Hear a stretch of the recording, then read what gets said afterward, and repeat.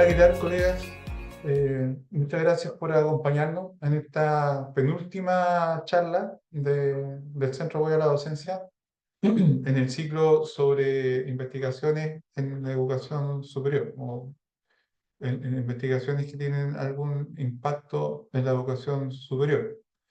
En esta oportunidad, en la sesión de hoy día viernes y del próximo viernes, vamos a estar reportando los resultados de un proyecto de IDULS de acá de la Universidad de La Serena que estamos ejecutando con un equipo del Centro de Apoyo a la Docencia, equipo que ha crecido en el último tiempo y que, producto de este IDULS, nosotros realizamos dos investigaciones, un artículo de revisión y una investigación empírica que es la que vamos a presentar ahora.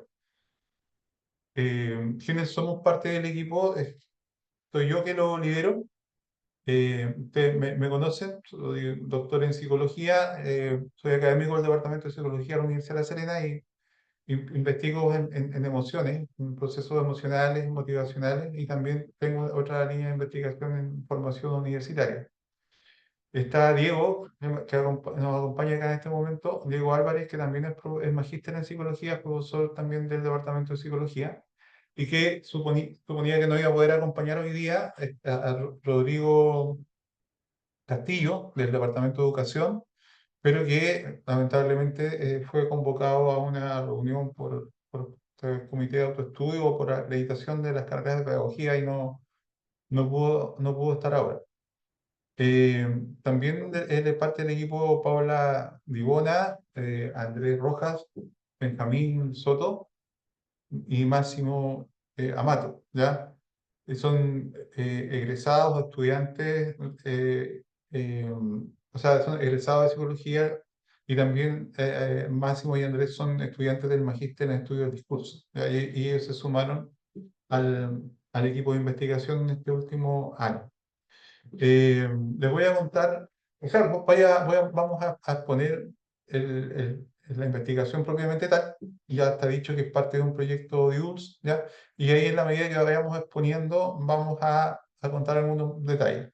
Hemos decidido no hacer una presentación muy detallada para que podamos discutir los aspectos más de contenido y que están directamente relacionados con la docencia universitaria. Voy a compartir la pantalla ahora.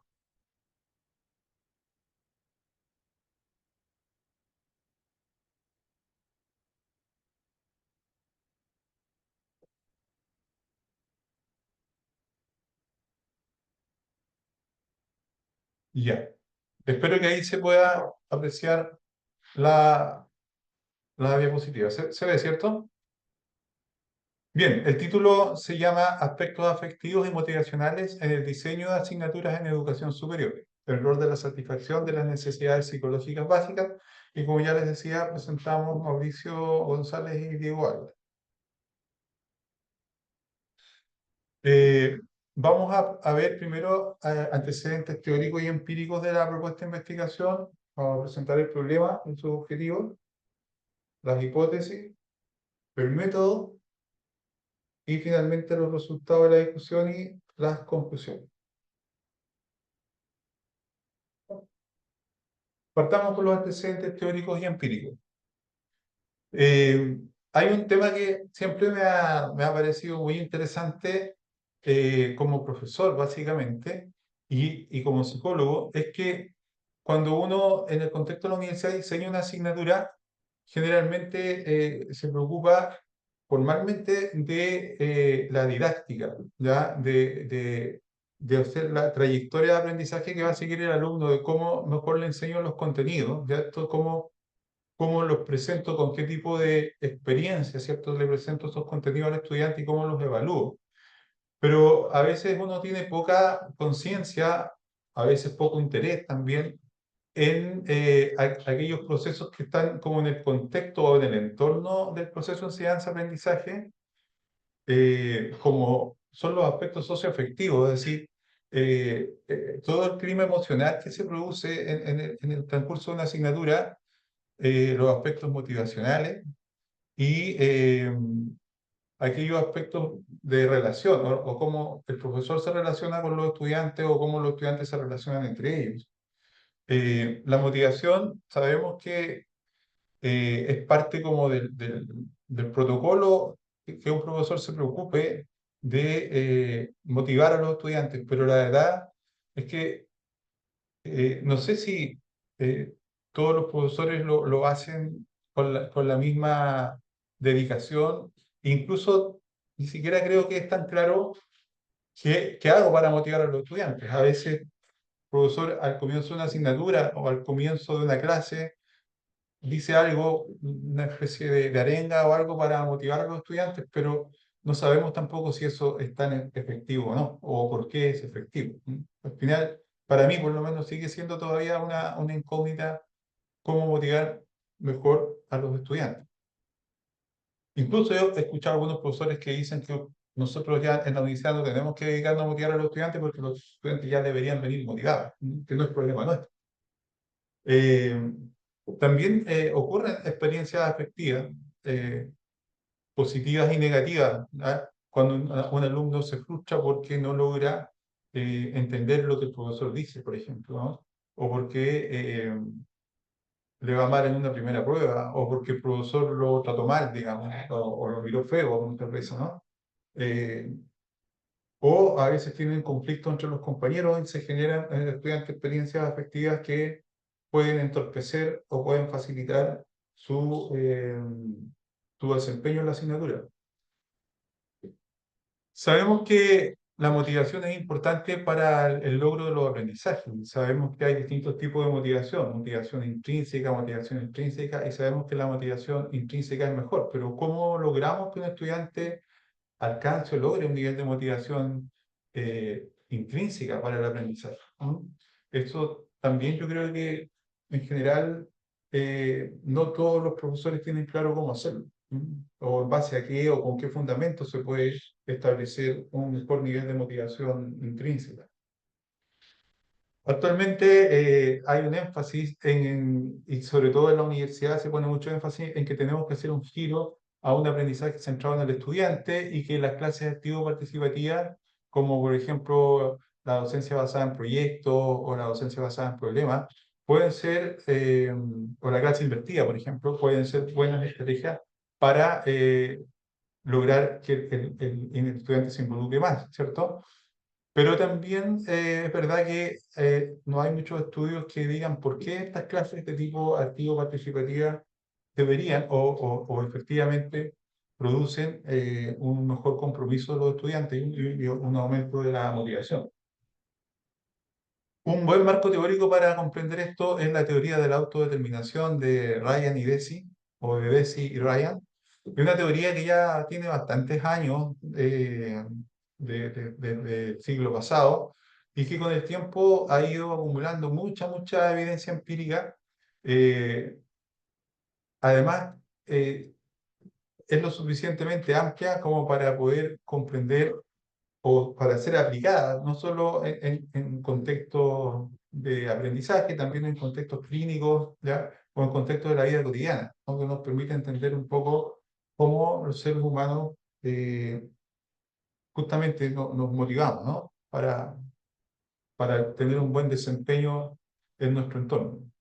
Esta teoría justamente tiene esta teoría está compuesta de muchas subteorías y una de estas subteorías plantea que los seres humanos tenemos tres necesidades básicas que son la necesidad de relación o de relacionarnos con los demás, de competencia, de sentirnos que somos competentes en el logro de nuestros objetivos y la necesidad de autonomía, de sentir que tenemos un espacio, de que somos, digamos, eh, valga la redundancia, ¿no? Autónomos en nuestro proceso de toma de decisiones. Eh, Cuando un entorno o un ambiente no satisface o no nutre estas competencias, la experiencia de una persona es de estancamiento, de malestar, ¿cierto? Aparecen emociones negativas. Y cuando sí se nutre y se satisfacen estas necesidades, debería entonces la persona desarrollar una motivación intrínseca, ¿cierto? Debería desarrollar un mayor bienestar y debería esta persona sentir que, por decirlo de alguna manera, es como que es dueño de su destino, ¿no? Y que es competente para resolver sus propios problemas.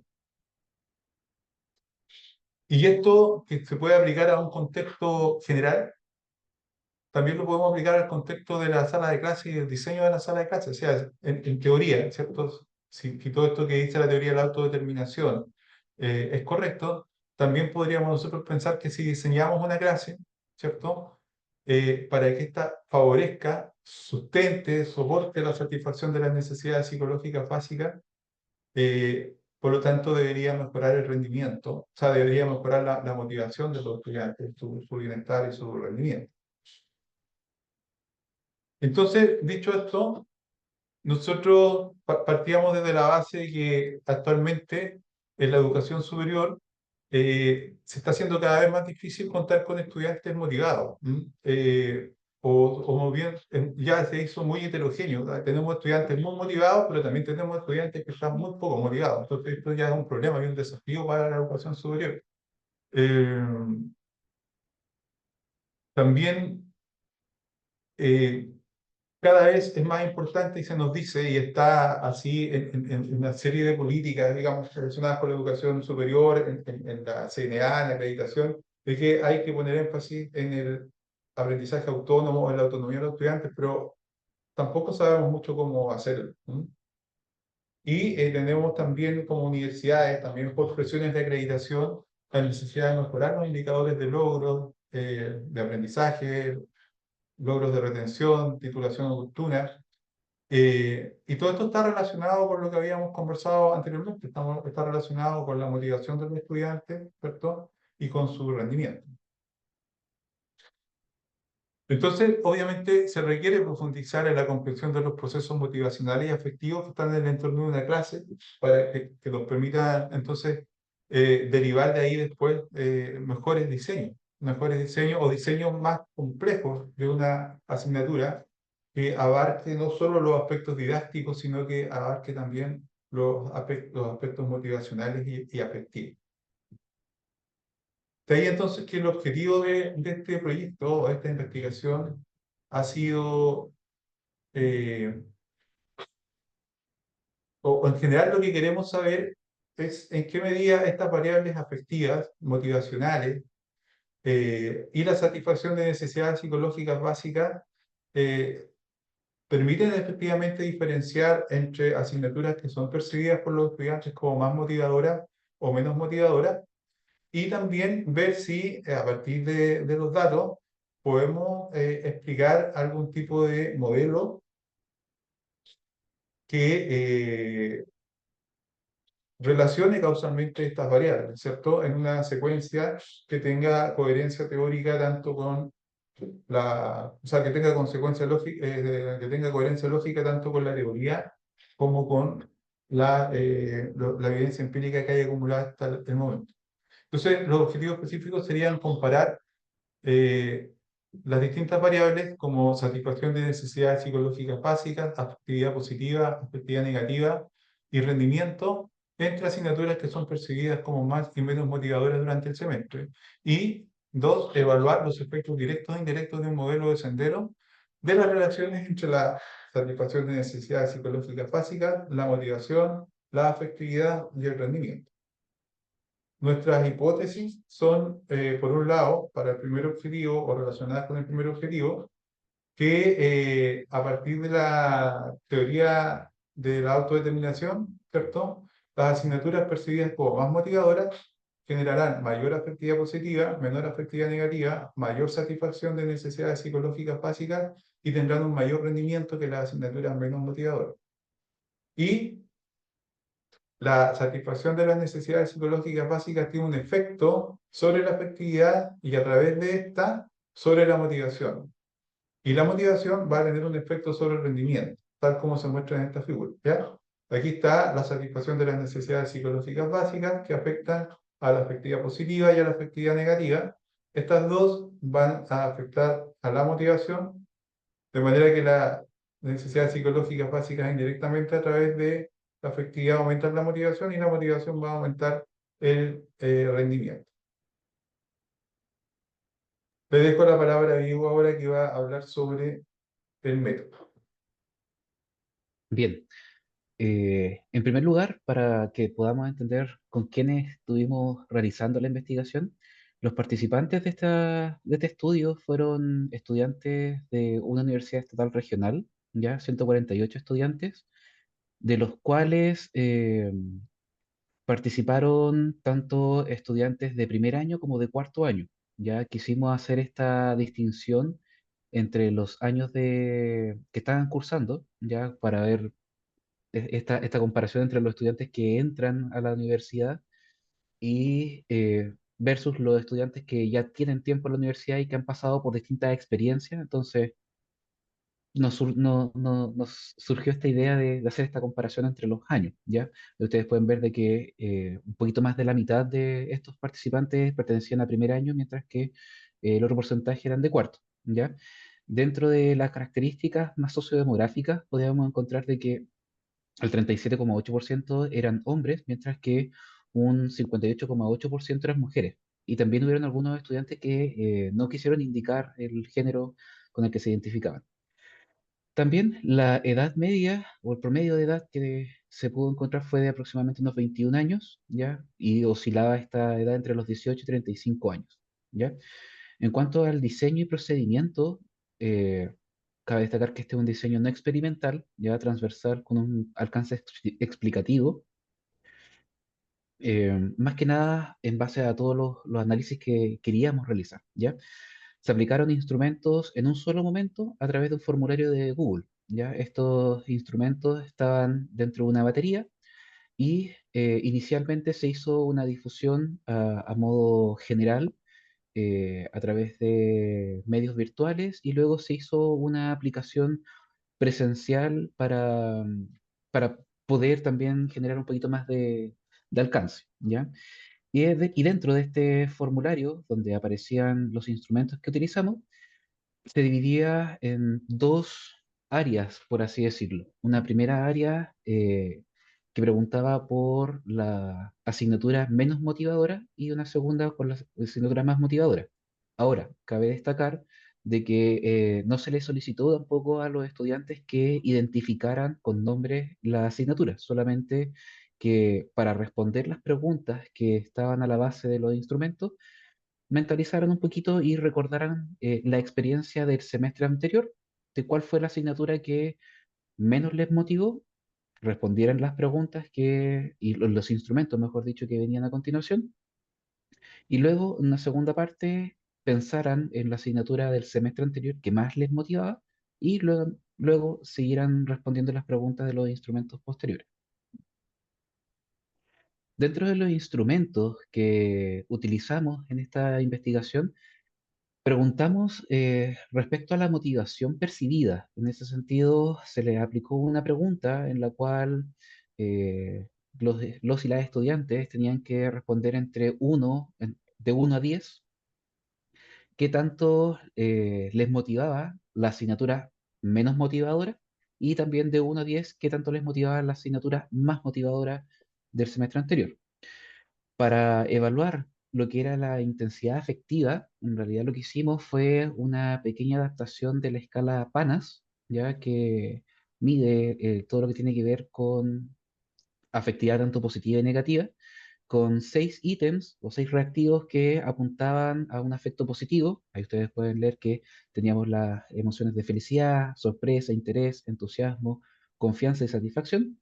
Mientras que por otro lado teníamos 6 de afectos negativos, en este caso vergüenza, miedo, tristeza, frustración, rabia y aburrimiento.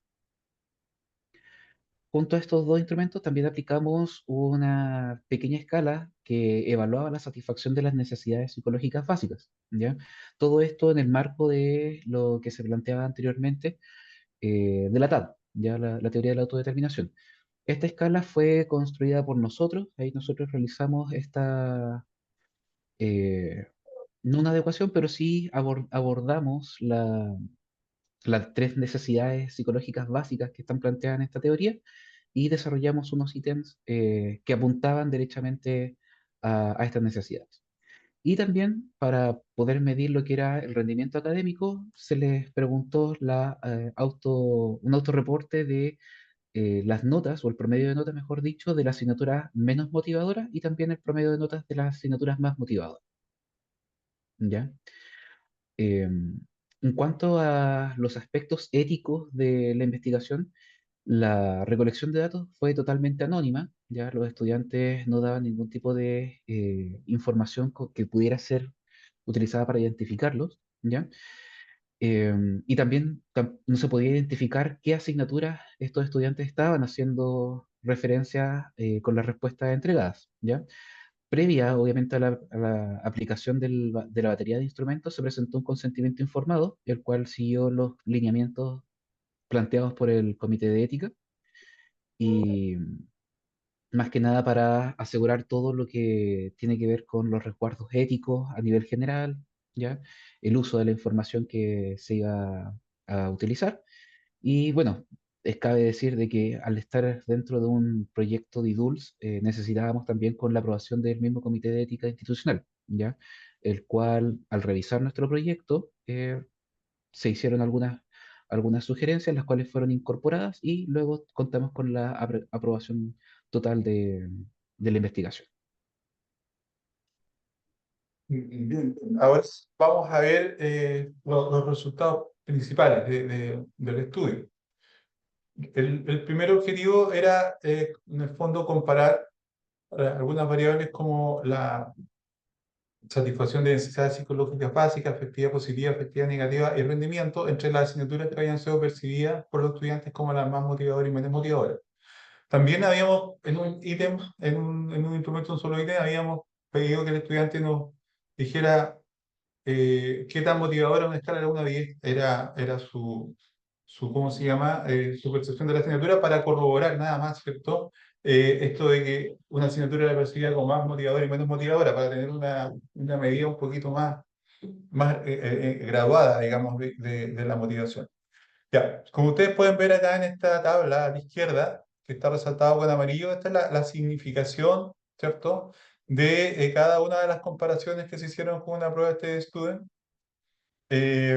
Y todas son significativas, es decir, todas las comparaciones que nosotros hicimos y que se muestran en estos gráficos son significativas y con tamaños del efecto bien altos o considerables, ¿no?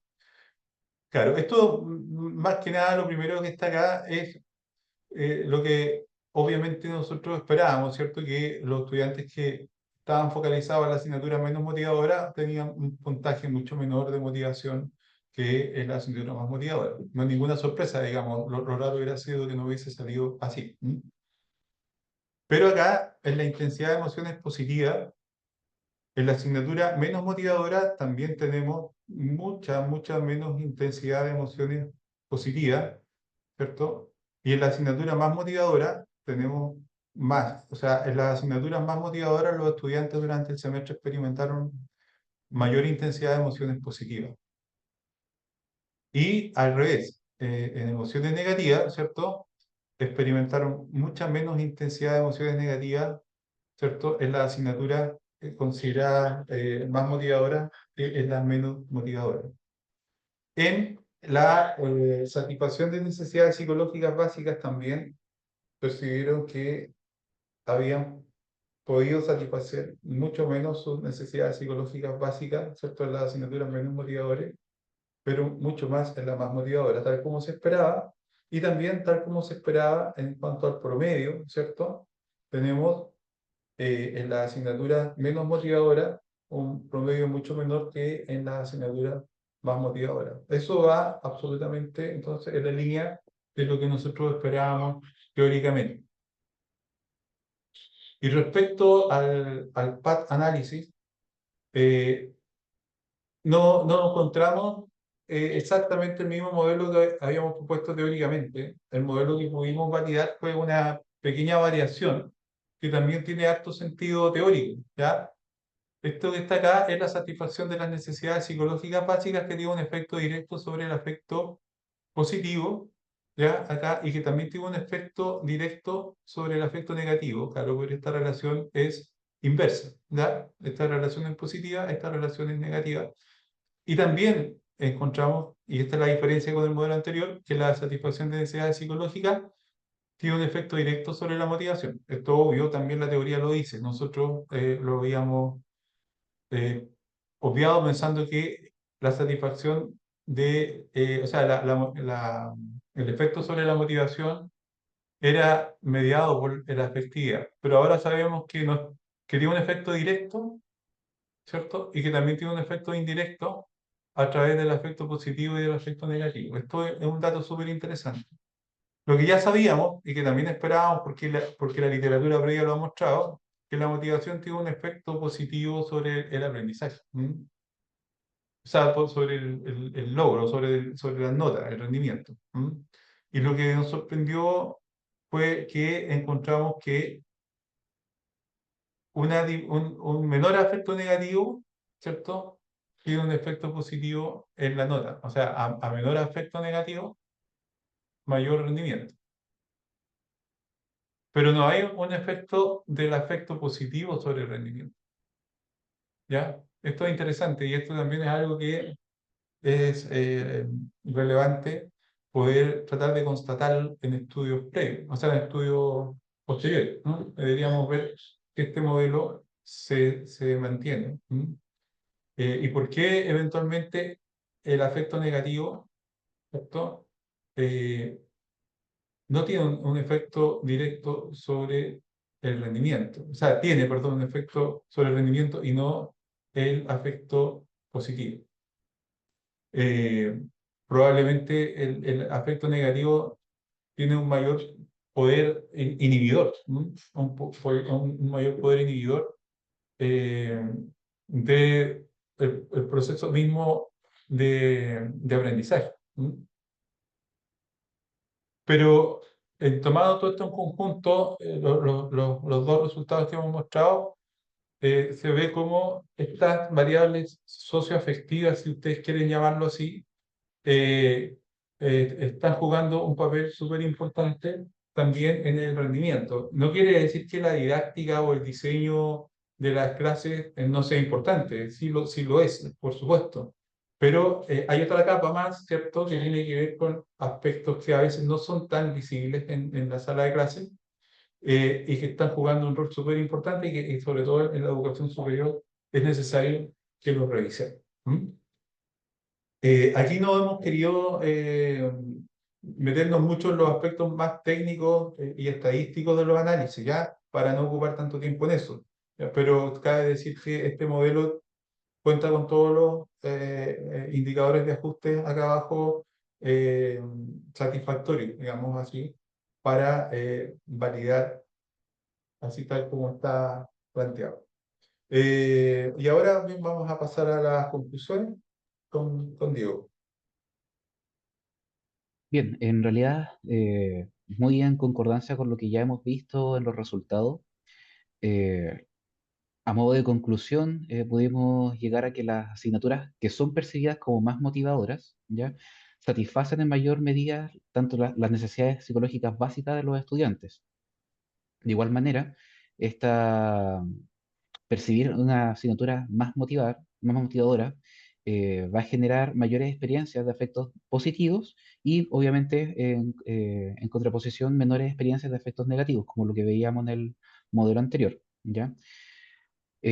Sacando o utilizando un poquito las puntuaciones subjetivas de los estudiantes, las asignaturas que son percibidas como más motivadoras efectivamente motivan más a los estudiantes a desarrollar las distintas actividades que están en esa asignatura y el hecho de que una asignatura sea percibida como más motivadora también va a generar que nosotros podamos pensar que va a haber un mayor rendimiento académico.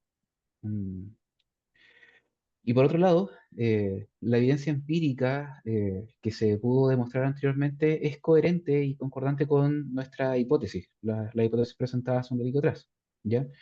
Donde se nos plantea que la satisfacción de las distintas necesidades psicológicas básicas, autonomía, relación con otros, y la sensación de competencia, ¿ya? Va a incrementar el rendimiento académico y a medida que se satisfacen estas tres necesidades psicológicas básicas, debería también disminuir la afectividad negativa, ¿ya? De la misma manera que se incrementaría la motivación, ya sea directa e indirecta, a través de la afectividad. ¿Esto qué quiere decir? Afecto negativo y positivo, ¿ya? Y el rendimiento académico es incrementado también de manera directa por la motivación y también, como lo veíamos en el modelo, al disminuir la afectividad negativa, también aumenta el rendimiento académico.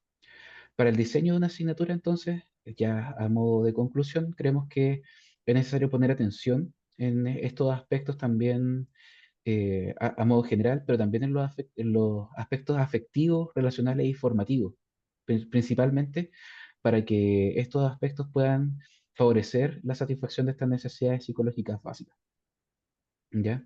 Y les agradecemos mucho por la atención.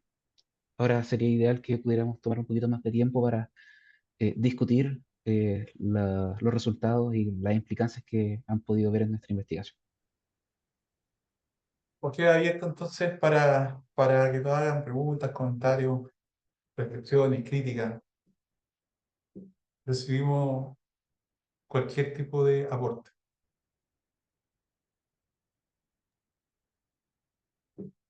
Muchas gracias por su aplausito y su saludo. Es súper motivador.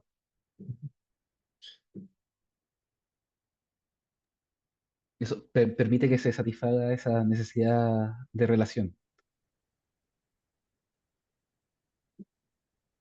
Luis, ¿Listo? Sí, habían dicho que había una... ¿Se escucha, no? Sí. Habían dicho que había una... habían establecido una diferencia entre los distintos niveles de los cursos. No lo vi reflejado. ¿Podrían explicar un poquito más en eso? ¿Qué resultado de variación determinó y dio como resultado?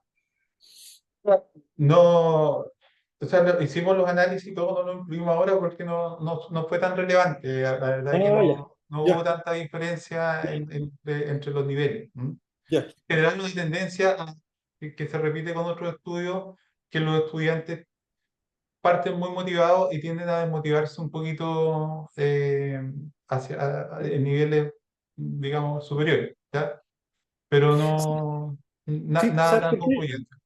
¿Sabes por qué lo planteaba? Porque efectivamente puede haber un universo en donde sucede la actividad de la clase que es en el interior del aula, en el espacio de trabajo, y otra cosa es en lo horizontal, con otras asignaturas, y la saturación que puede significar eso para un estudiante de distintos niveles. Los mechones sufren un shock y después ya se van eh, acostumbrando y posteriormente viene un trote mayor también que puede generar cierto estrés que yo noto un estrés importante en segundo año, por ejemplo. Y esos aspectos son externos, podríamos decir, pero también significa que hay circunstancias que yo le relataba, por ejemplo, a las niñas de inclusión que nos dan los informes de adecuación cuando chicos colapsan. Chicos colapsan porque están bajo un nivel importante de estrés con un grupo de asignaturas en el fondo. Y ahí está como lo que decíamos, ¿no? El efecto que tiene el estrés, si lo traducimos, digamos, un poco por afectividad negativa, ¿cierto? Aumenta la afectividad negativa y va a producir inmediatamente un efecto sobre el rendimiento final. Y, y algo que tampoco hemos evaluado muy claramente sobre la motivación, digamos. ¿No? Nosotros, más que nada, queríamos saber si había diferencia entre primero y cuarto, pero también lo hicimos así para tener una muestra más equilibrada, porque si no poníamos niveles, podía quedar desequilibradas las muestras respecto de lo que nos interesaba finalmente comparar, ¿cierto? Entre asignaturas percibidas como más motivadoras y menos motivadoras. Gracias, Luis, por Gracias. tu... Nosotros ahora estamos trabajando en un proyecto donde queremos repetir más o menos el mismo esquema, pero queremos involucrar también al bienestar. ¿M? Y queremos hablar con un poquito más finamente esta relación entre afectividad y motivación y si efectivamente el bienestar, o sea, la afectividad media, ¿cierto? Entre el bienestar y el rendimiento. Y lo otro que estamos poniendo más énfasis en medir mejor este, esta idea del entorno de la clase, es decir, qué aspectos de la clase son desde el punto de vista más socioemocional, por decirlo así, son más relevantes, ¿no? De manera de ver qué aspectos más específicos de una clase se relacionan con la satisfacción de necesidades psicológicas básicas.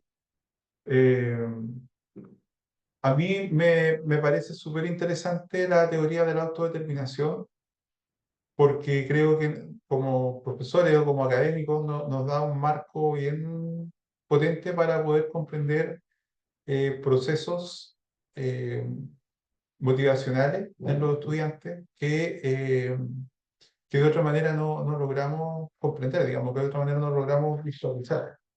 Un poco también, como decía Luis recién, el tema de la motivación, o sea, de las variables afectivas que afectan a los estudiantes, eh, también nos hace sentido que efectivamente ocurra, pero nos falta a veces un marco teórico para poder entender cómo es el mecanismo que genera ese efecto. ¿M?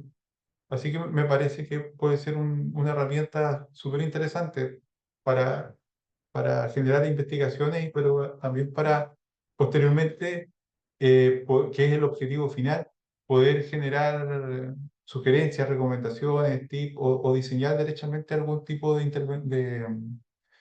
intervención, algún tipo de estrategia para que el profesor desarrolle concretamente en la sala de clase.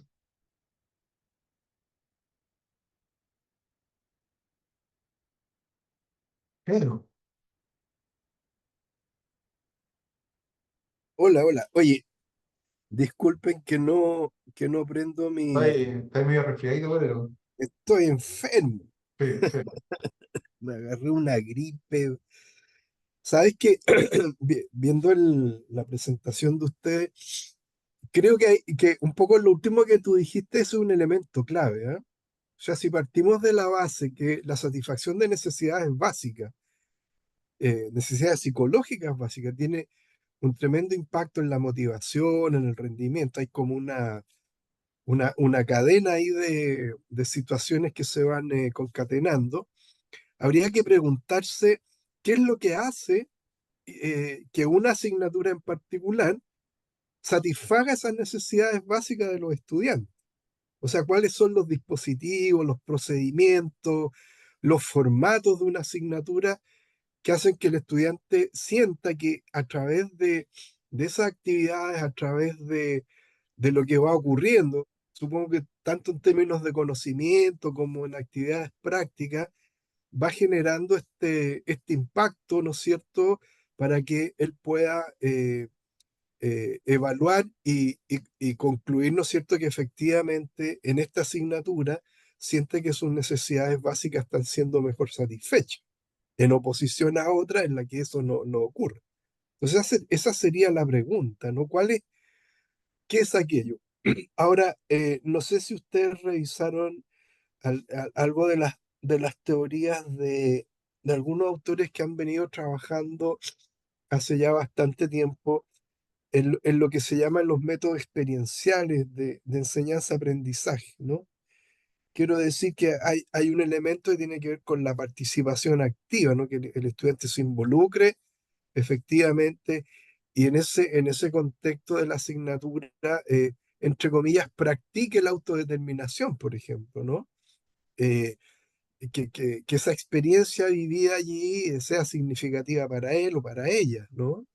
Entonces, pensaba a propósito que esto que tú decías, que la idea es continuar, tal vez sería bueno hacer una especie de catastro, una especie de inventario de cuáles son esos componentes de una asignatura que sí satisfacen, ¿no es cierto?, necesidades básicas del estudiante. Porque si encontramos y de alguna manera se determina aquello, está más que claro decirle a los profes, ¿no es cierto?, oye, incluye en tu asignatura este tipo de elementos. Hay algunas asignaturas que se prestan más que otras, sin duda, ¿no? También hay otro aspecto, una cosa es lo que la asignatura entrega, ¿no? Pero también hay un aspecto, diría yo, que tiene que ver con los intereses y la personalidad de los estudiantes. Algunos estudiantes que se sienten tremendamente motivados por asignaturas que en buen chileno decimos cabezón, o sea, asignaturas que requieren mucha reflexión, análisis. Hay estudiantes que se encuentran, ahí están en su mejor espacio, digamos. Y hay otros estudiantes que se sienten más convocados por asignaturas que toquen sus emociones o que los hagan hacer cosas prácticas, salidas a terreno, etcétera, etcétera, ¿no? Recuerden que hay algunas teorías que se llaman los estilos de aprendizaje, que no tiene mucha validez científica, entiendo. Estudios así que digan, sí, los teóricos versus los pragmáticos, etcétera, ¿no? Pero pareciera ser que más que estilos de aprendizaje hay un elemento que tiene que ver con intereses eh, y probablemente también con algunos rasgos de personalidad. Ahora, bueno, eso que señalo ahora es como ampliar mucho el paraguas de lo que habría que incluir, ¿no es cierto? Pero pienso que tal vez en el futuro son variables que tal vez habría también que considerar, ¿no? Ahora a mí me queda claro que sin lugar a dudas el estudiante se siente convocado en aquellas asignaturas que lo tocan de alguna manera, con sus intereses, con sus propias necesidades psicológicas, que le dé respuesta también a sus inquietudes, etcétera, ¿no? Hay otras asignaturas que son muy áridas, ¿no? Y no, no convocan esa motivación, no generan esa motivación, ¿no? Eso diría. Genial, pero yo creo que uno de los temas que tú tocaste y que a mí también me llama la atención es tratar así como podemos estudiar asignaturas que son percibidas más y menos motivadoras por el estudiante, estaba pensando que en una misma asignatura estudiar a los estudiantes que perciben esas asignaturas como más y menos motivadoras para ver cuál puede ser ahí la diferencia, ¿no? Está bien interesante eso. Gracias, Pedro. Alejandra. Gracias. Buenas tardes a todos y todas. Primero, felicitar por la iniciativa. Me parece de lo más relevante estudiar el tema del aprendizaje y la motivación, ¿sí? Eh, Comentarles que a lo mejor, si es que no lo tenían considerado, el Centro de Desarrollo Cognitivo de la Universidad Diego Portales viene estudiando este tema hace ya bastante rato, ¿ya? Y por ahí a lo mejor podrían encontrar algún sustento teórico que les parezca interesante y que puedan eh, adscribir para continuar el estudio que están desarrollando. Eso nada más. Gracias, buen dato. Ya lo vamos a registrar. Bien, pues, Yo, una pregunta, Sebastián. sí, oye, bueno, felicitaciones por la presentación y por los resultados también ahí bien, bien bonitos y bien claros también.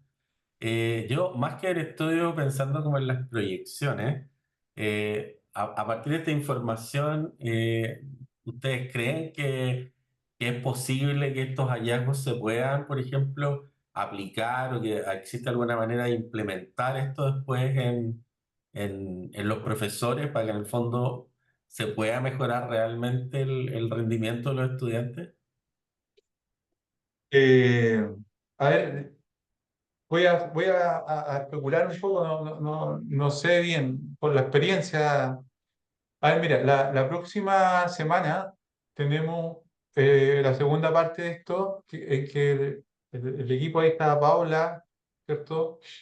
Con Máximo, con Benjamín y Andrés van a presentar los resultados de un estudio de revisión, ¿ya?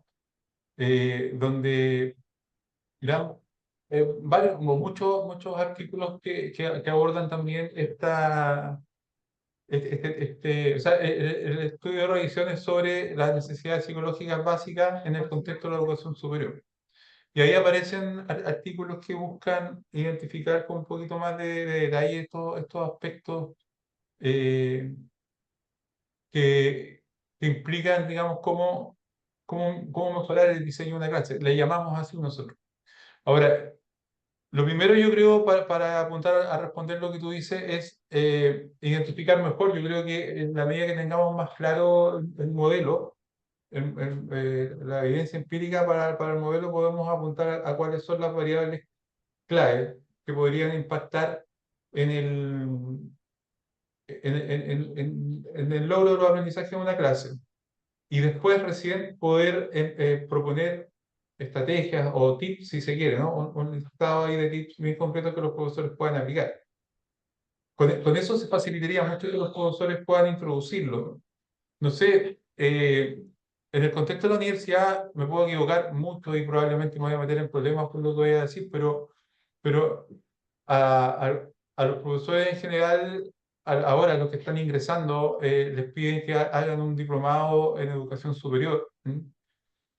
Eh, y están obligados a hacerlo. Pero los demás profes y los profesores que hacen clases por hora no tienen ese diplomado y no tienen formación tampoco pedagógica.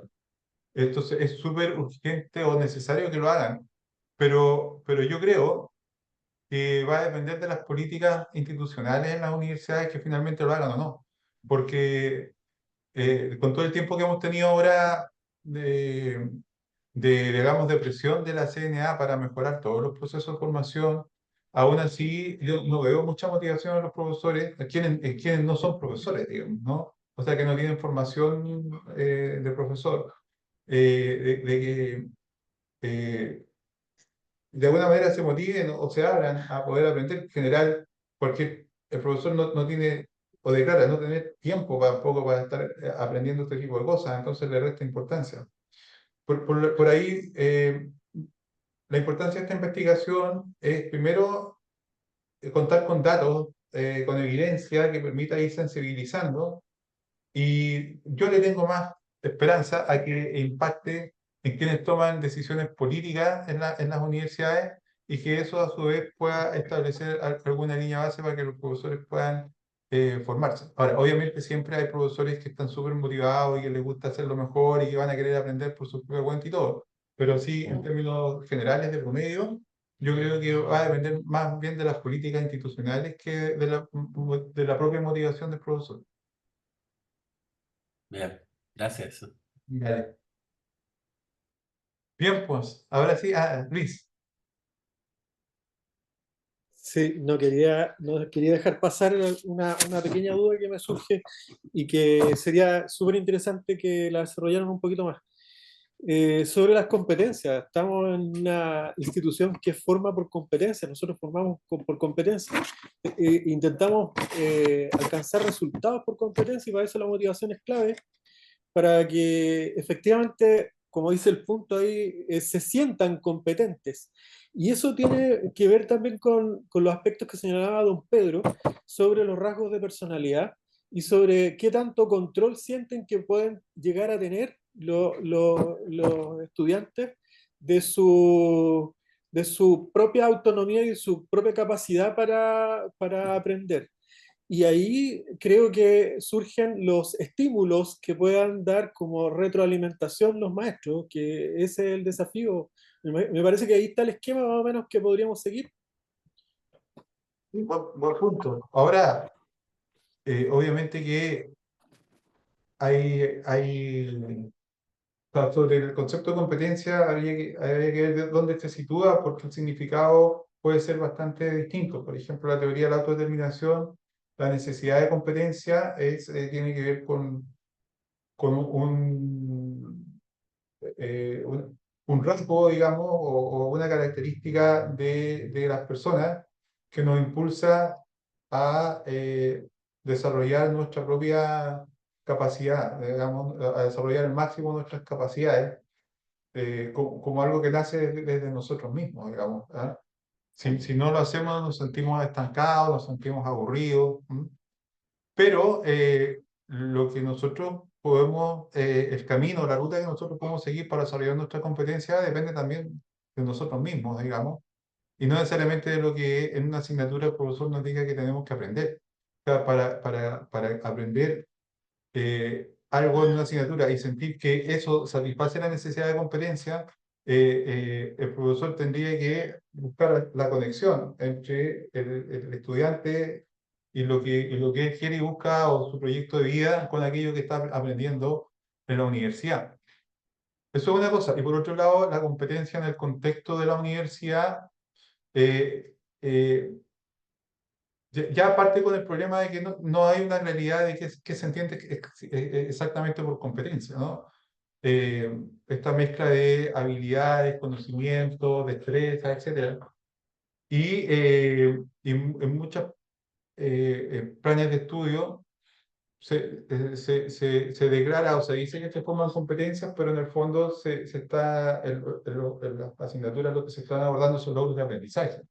Y yo creo que nosotros en general tenemos como una especie de mixtura entre logros de aprendizaje o objetivos de aprendizaje y competencias. Porque la formación por competencia, eh, creo, ¿no? Ya eh, de verdad, no sé, no quiero usar esa palabra, pero ya lo usé, ya, o más profunda, requiere otro tipo de estructura, otro tipo de recursos, asignaturas con menos estudiantes, en fin, yo creo que requiere condiciones que a veces no las tenemos como para decir que efectivamente estamos haciendo una formación por competencia. ¿M? Eh, o requiere una visión mucho más integradas de las rutas de aprendizaje de estudiantes que son transversales a la asignatura. Entonces tenéis que plantearte el desarrollo de la competencia en niveles por asignatura a lo largo de una serie de 4, 5, 6 asignaturas. Entonces, y eso requiere una tremenda articulación de los profesores que hacen clase en una carrera y es muy difícil hacerlo. ¿Ah? Pero aún así, creo que vale la pena el enfoque de pensar en asignaturas que estén centradas en formar ciertas destrezas, habilidades, valores, etcétera, en el estudiante, pero de manera intencionada. O sea, que efectivamente las carreras se preocupen de ver cómo van a medir eso, ¿cierto? Cómo van a lograr que el estudiante integre todo eso, ¿no? Y que pueda tener un desarrollo eh, integral de todos esos, por llamémoslo así, recursos que le van a servir para tener el mejor desempeño posible en una tarea determinada. Entonces, claro, obviamente, tal vez en la universidad, para mejorar la docencia, tenemos muchos desafíos, de cosas que tenemos que aprender a hacer mejor los profesores dentro, y lo que nosotros estamos poniendo es una más, ¿eh? Es una más, y que es un tremendo desafío poder también ponerla como un tema más sobre la mesa. Pero yo insisto que al final del día hay que van a ser cosas que vamos a tener que hacer sí o sí. O sea, cada vez la presión y las políticas van apuntando hacia que tenemos que tener evidencia bien concreta de cómo estamos formando los estudiantes, ¿no? Y, y de efectivamente cómo o qué tan bien formada o cuál es el nivel de calidad de la formación que estamos haciendo. Ahora no se mide mucho, pero yo creo que en algún momento vamos a tener que rendir cuenta de eso. Eso es lo que puedo comentar, más como un comentario, ¿no? Pedro, Sí, a propósito de lo que comentaba el colega Luis y tu respuesta, ¿no? El tema que también acá se cruza mucho, digamos, lo que son esta especie de modelo que recientemente se ha actualizado, el modelo educativo de la Universidad de La Serena, que si tú lo lees, digamos, en detalle, es una cosa fantástica, ¿no? Pero ese modelo, bajarlo, disculpen, bajarlo como a lo concreto de lo que ocurre en las aulas, es muy complicado. Hay una brecha bastante grande y por cuestiones a veces que son, en primer lugar, de carácter administrativo, ¿sí? Hay restricciones administrativas que simplemente no te permiten trabajar con grupos de estudiantes, con grupos acotados que te permita hacer ese trabajo más personalizado, con mayor cercanía, ¿no es cierto?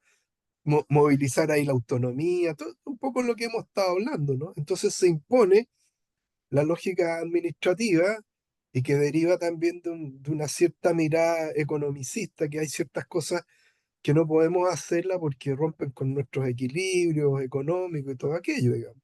O sea, es comprensible, digamos, ¿no? Pero esa brecha es muy difícil de... otra brecha importante tiene lo que tú acabas de decir, digamos, o sea, los profesores más nuevos están con la disposición y todo aquello, pero también pasa, y esto lo he dicho en varias instancias, también pasa que una, un volumen muy significativo, un porcentaje muy significativo de la docencia que se hace, la hacen profesores externos, gente que viene a trabajar 4 horas, 6 horas, 12 horas, y que lo pueden hacer bien o no tan bien, pero para que esos colegas tengan un alineamiento, digamos, con esto que estamos hablando, se requiere más tiempo, ¿ya? Y ese otro elemento, porque, bueno, ustedes saben, yo estoy en el cargo de director de escuela en este momento, y ese es un elemento, porque si yo convoco a los profesores, la verdad que solo llegan los colegas, o en general los colegas que tienen cargos, digamos, en propiedad, porque están ahí, son jornadas completas, ¿no? Pero el resto o no aparece o escasamente aparece, entonces todos los lineamientos, la inducción, ¿no es cierto? Eso va quedando. Entonces, vuelvo a decir, una cosa es el modelo ideal, ¿no es cierto? Y otra cosa es cómo se baja eso a la realidad cuando tenemos escasas horas, tenemos grupos grandes de estudiantes, tenemos profesores que no tienen el tiempo, digamos, para capacitarse, como decías tú, ¿no? Entonces, hay una serie de, no quiero ser pesimista, pero la realidad nos muestra que hay una serie de quiebres, digamos, estructurales, ¿no? O sea, yo creo que aquí, si vamos a hacer este movimiento, esta transformación, tienen que haber cambios importantes también, creo, digamos, en otros niveles de toma de decisiones, ¿no? Mm. Eso. Sí, pero Pedro, en todo caso, eh, siempre hay una gran brecha entre lo que sería lo ideal y lo que es lo real.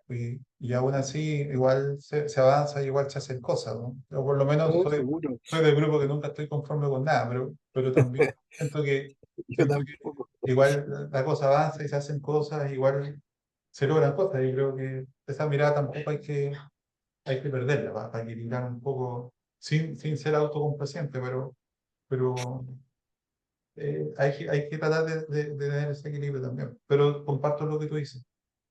Claro, disculpa, disculpa, lo que pasa además que lo que va produciéndose cuando esta brecha no se resuelve en buena forma, también se va produciendo un desgaste, el desgaste, digamos, y la desesperanza, ¿no es cierto?, en este caso, de los académicos, quienes tienen también cargos medios, ¿te fijas? Porque entonces al final uno termina haciendo lo que puede con lo que hay, ¿ya? Y sí, hay algunas cosas que funcionan mejor, sin lugar a dudas. Pero Pero, bueno, no quiero ser tan pesimista. Tú eres oye, más... oye, Pedro, pero mira, peguémonos una bola. Mira, si aplicamos lo mismo que estábamos hablando de la teoría de la autodeterminación, ¿ya? Pero cambiemos el contexto. Ahora pongamos el contexto de los profesores universitarios, ¿cierto? Para tener profesores universitarios más motivados, ¿cierto? El contexto, la universidad o el sistema universitario debería favorecer la autonomía, ¿cierto? La competencia y la necesidad de relación de los profesores. En la medida que el sistema se pone más rígido, se pone más autoritario o se pone más desordenado, digamos. Los profesores, mientras menos autonomía tengamos, ¿cierto? Menos nos vamos a motivar. Mientras menos posibilidades concretas de ir desarrollando nuestras competencias con un sentido, digamos, con un sentido, no porque te obliguen, sino que sentir que eso efectivamente va a lograr que tú seas un mejor académico, eh, y que puedas tener buenas relaciones con tu entorno, digamos. Eh, y habría que hacer el ejercicio nomás para ver cómo está el sistema ahora, y cuál es la motivación que los profesores finalmente tienen, ¿no? Como ejercicio teórico, digo yo, en ese plano. Así Claro, que interesante. ok. Luis, ya, ya llegamos a la hora, así que va a ser la Una última cortina intervención nomás. la de Luis. ¿Mm? ¿Cómo poder, se trata de autonomía, por lo tanto, cómo sugerirle a un estudiante, por ejemplo, que controle de alguna manera la intensidad de esos afectos negativos que tiene? ¿Cómo poder prepararlos para que ellos mismos vayan alcanzando esa competencia en el fondo? De, No te entendí bien. Tú dices cómo podrías, sí, alguna idea de cómo se puede me llama ayudar la para que el atención. estudiante desarrolle la autonomía o para que desarrolle la actividad, no te entendí. No. Controlar la percepción autónoma de esta intensidad de los aspectos negativos, las emocionalidades negativas que va sintiendo. ¿Por qué? Porque en el estudio es importante la relación que están estableciendo como directa, desde la afectividad negativa hasta el aprendizaje. Y por lo tanto, me parece que ahí hay un tema clave que a lo mejor nosotros podríamos sugerir desde la posición de maestro, cómo poder ir avanzando en esas Mm. competencias autónomas de los estudiantes, de poder ir controlando su experiencia y hacerla más gratificante y más, y no solamente pensando que se da por circunstancias externas a la persona. Yo cuando yo puedo estar equivocado, como yo lo estoy comprendiendo, pero yo no veo que eso sea una competencia que tenga que desarrollar el estudiante. Es decir, no creo que el estudiante tenga que aprender a soportar todo lo negativo que pueda experimentar en una asignatura. Yo creo que, al contrario, yo pienso que el profesor, cuando diseña la asignatura, tiene que ser capaz de ver, por ejemplo, cuáles son las conductas de entrada del estudiante, hasta dónde yo quiero llegar y cómo lo guío sin ponerle, por ejemplo, no sé, pues si yo al estudiante le doy para primera prueba 10 libros, voy a exagerar obviamente, ¿no? 10 libros, que obviamente que no va a poder estudiarlo, ¿m? O le pongo tareas demasiado altas respecto a lo que el estudiante efectivamente puede resolver, obviamente que eso le va a generar muchas frustraciones, muchas emociones negativas. Si yo eso mismo lo dosifico, ¿cierto? En metas más pequeñas pero alcanzables y grabadas, voy a lo mejor lograr el mismo objetivo, pero en un estudiante que cada logro lo va a percibir como una afectividad positiva y no una gran frustración negativa, por ponerte un ejemplo nomás, ¿no? Por eso que no, mi mensaje, por decirlo así, no es tanto que le enseñemos al estudiante a soportar lo negativo, sino que más bien que cuando nosotros diseñemos la clase, veamos cuáles pueden ser los elementos que pueden frustrar, enojar, aburrir al estudiante. No es que tampoco lo vayamos a entretener ni que nos disfracemos de payaso y todo, ¿no? Pero sí que podamos tener, por lo menos, prever y desde el punto de vista didáctico, ¿cierto? Conducir al estudiante por una ruta donde se frustre menos. Y estoy pensando también en lo que implica justamente el proceso de aprendizaje, porque obviamente si cambiamos de switch, también en algún momento es necesario que todos los seres humanos, que las personas aprendamos a regular nuestras emociones, a manejar el estrés, ¿ya? Pero no sé si eso es algo que se puede incluir en cada clase. Así que yo creo que sale de contexto. Yo creo que deberían haber algunos programas transversales o las universidades o las carreras deberían preocuparse también de enseñar eso a los estudiantes, ¿ya? Pero no como parte de una asignatura, necesariamente. Son ideas locas, sueltas, no es que pretenda tener la última palabra y nada, pero no sé si respondo a tu pregunta, Luis, ¿no? Ya. Ya, pues, oye, le agradezco mucho que nos acompañaran, le agradezco mucho también todas las participaciones ahí, la conversación también sirve mucho para uno mismo ir aclarando las ideas y todo. Y las dejamos invitadas para la próxima semana que vamos a seguir hablando de lo mismo, ¿ya? Ahí a lo mejor ya si esta semana que viene se le ocurren cosas, reflexiones, sería ahí el momento para ponerla sobre la mesa a la próxima semana. Se pasaron, muchas gracias, que estén muy bien. Nos vemos la Gracias a próxima ustedes. semana, nos vemos el próximo viernes. Chao, chao. Chao. Chao.